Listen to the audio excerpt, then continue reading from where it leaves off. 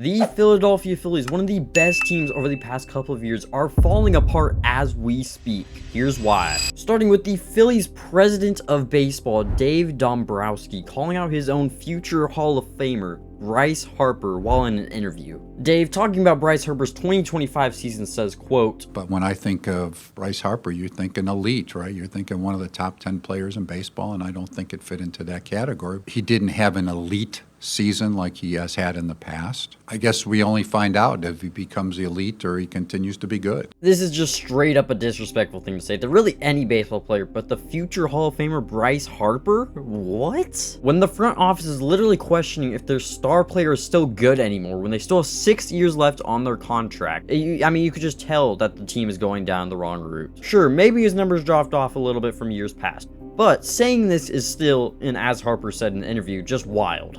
Knowing Harper, he is not the type to be quiet about this type of thing either, so do not be surprised if we see a back and forth war between Harper and the Phillies management. While the GM of the Phillies was focused on calling out his star players, he should have been focused on improving his team this offseason. Because in the 2026 offseason, the Philadelphia Phillies have only acquired 2 new signings, while losing 4 major players from the 2025 season. The first new Philly signing is Adolis Garcia on a 1-year, $10 million contract. Last year, he had a .227 average and 19 home runs with a .271 on-base percentage, .394 slugging, and .665 OPS. Not great in all honesty, but he is a good power bat and he can be decent at defense for sure. Adolis is 100% hoping to bounce back this year with the Phillies. Though the other signing from the Phillies was a lot better last year, and this player was Brad Keller. Last year with the Cubs, he posted a 2.07 ERA in 69 innings with a .96 whip and a 9.7 K per 9.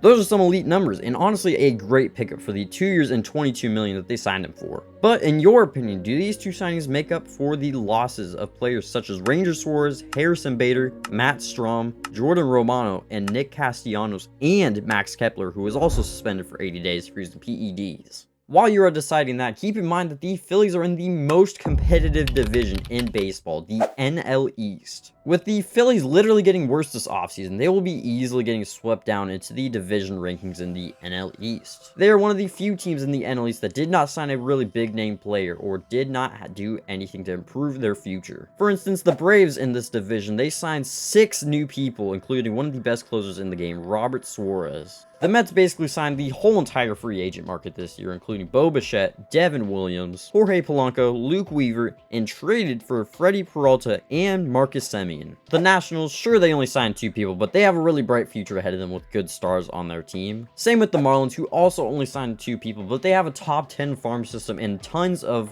good young players on their team that are raking right now. This is an incredibly tough division to compete in, especially if you are not making the moves necessary for your team to compete at the top level. Now, here's something that people are not talking about enough with the Philadelphia Phillies. They are actually the 2nd oldest team in all of Major League Baseball. This comes from players like Trey Turner, who is 31, Bryce Harper, who is 32, Kyle Schwarber, who's also 32, and JT Realmuto, who is 34 years old. These players are contributing to the average Philadelphia Phillie player being an average age of 30 plus years old. And yeah, we are already starting to see the effect of having this many older players. The injuries are starting to pile up like a wildfire, and let's just be honest, it's not looking that great. Now, this is the really scary part about this MLB team. The Philadelphia Phillies, in combination with all these other aspects, have a really weak farm system. With very few top 100 prospects and notable names in their farm system, it will just cause this Philadelphia Phillies team, once all their aging players just age out of their contracts, to fizzle and unfortunately die. From the front office literally calling out their star players to having a terrible offseason with an aging core and a weak farm system, along with the whole entire NL East being improved, things are not looking great for the Phillies, and that is why they are currently collapsing as we speak. It's sad to say, but if the Phillies do not do something about this, then they will end up being in rebuild mode all the way down to the bottom of their division. But what MLB team should I talk about next? Go ahead and comment that down below and subscribe to Taco's Dugout for more MLB videos, and leave a like if you did enjoy, and maybe a little hype if you're on mobile. I would really appreciate it as it helps this video get out to more people. And I will see y'all in the next video.